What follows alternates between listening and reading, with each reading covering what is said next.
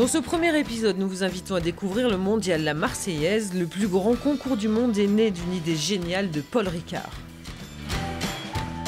Chaque année, le premier week-end de juillet, c'est une véritable marée humaine qui déferle sur Marseille. Nous avons suivi pour vous les traces d'une équipe amateur. De très nombreux médias sont au rendez-vous et relaient l'image de la Marseillaise dans le monde entier.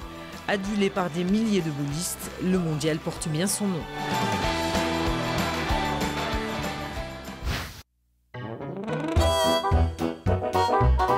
Inventer le plus grand concours du monde et faire du parc Borély le temple de la pétanque, le mondial est né de l'idée géniale de Paul Ricard, entrepreneur précurseur. La grande aventure débute en 1962 avec 350 triplettes. Dès la première édition, la boule au but est présente. Robert Souvigné, le patron de la jeune entreprise forésienne, a en effet conclu un accord avec Paul Ricard et Michel Montana, qui deviendra l'incontournable patron du mondial Ricard La Marseillaise.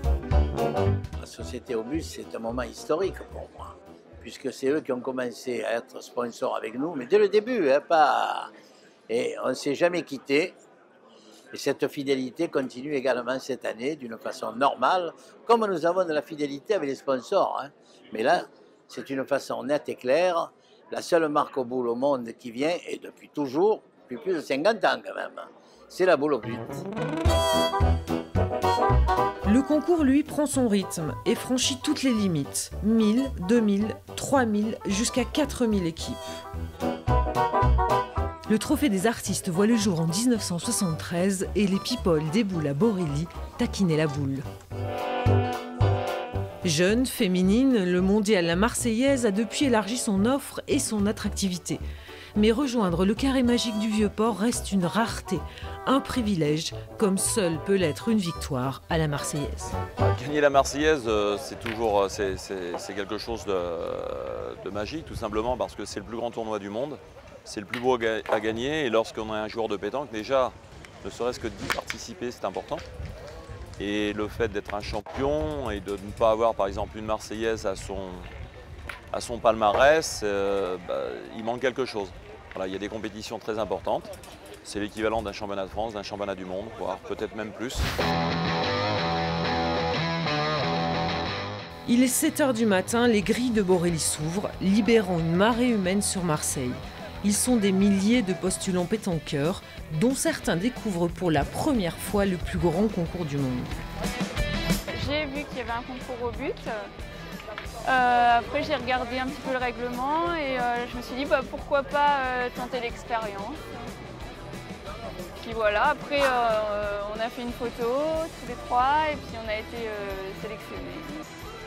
Ne dit-on pas que pour être vraiment pétanqueur, il faut avoir joué au moins une fois dans sa vie le mondial La Marseillaise? La Marseillaise, on le voit chaque année à la télé. Bon, après, on voit les grands champions et on regarde un petit peu et voilà. Après, on ne connaît pas plus que ça, là c'est vraiment de la découverte. À Borély, c'est le coup d'envoi de la 53e Marseillaise. 403, 402, 404, il est là. On est au bord. Gagner une partie à la Marseillaise tient de l'exploit.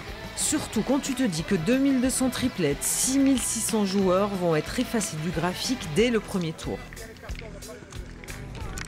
Oui, terminé. On va rentrer plus vite comme ça. Ah bah si, c'est bon comme ça. On est à l'heure.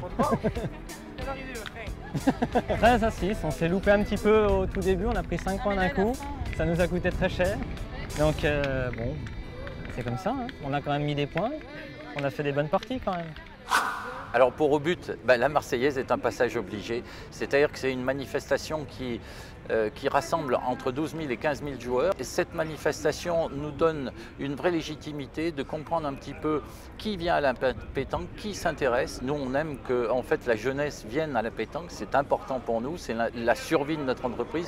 Et puis aussi, toute la partie technique. Et on voit un petit peu comment les gens peuvent jouer, avec quels produits ils sont adaptés sur des terrains un petit peu plus durs. Et ça nous fait vraiment avancer au niveau technique. De retour à Borély, la ruche est toujours aussi bourdonnante. L'heure de midi approche et le balai des glacières annonce un méga pique-nique sur les pelouses.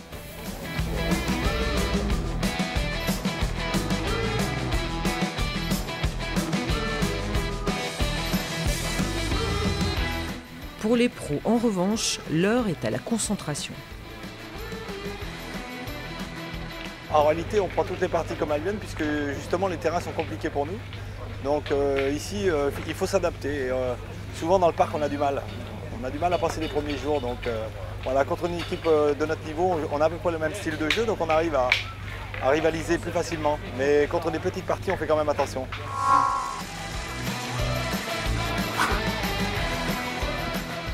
La barre des 4000 équipes a été franchie il y a 10 ans déjà. Des 5 continents, ce sont plus de 100 formations étrangères qui affluent chaque année à Borély. En 5 jours de compétition, le mondial accueille 160 000 spectateurs, dont 70 000 pour la seule journée de dimanche. Une ambiance à en perdre la boule. 29 km de jeu, 30 sites dans toute la ville, 22 bus de la RTM spécialement affrétés, 300 personnes à l'organisation. La Marseillaise est tentaculaire. Géants de la boue, les pratiquants du dimanche ferraillent pour la même passion et se retrouvent autour du camion au but pour parler matériel et refaire la partie. Quant aux médias, journaux, radio et télévision, ils parlent de la Marseillaise et la retransmettent sur la planète entière. Juste pour dire que le mondial porte vraiment bien son nom. Au prochain épisode, rendez-vous à l'Euro-Pétanque de Nice. D'ici là, restez fidèles au but. Tenez-vous à carreau, un point c'est tout.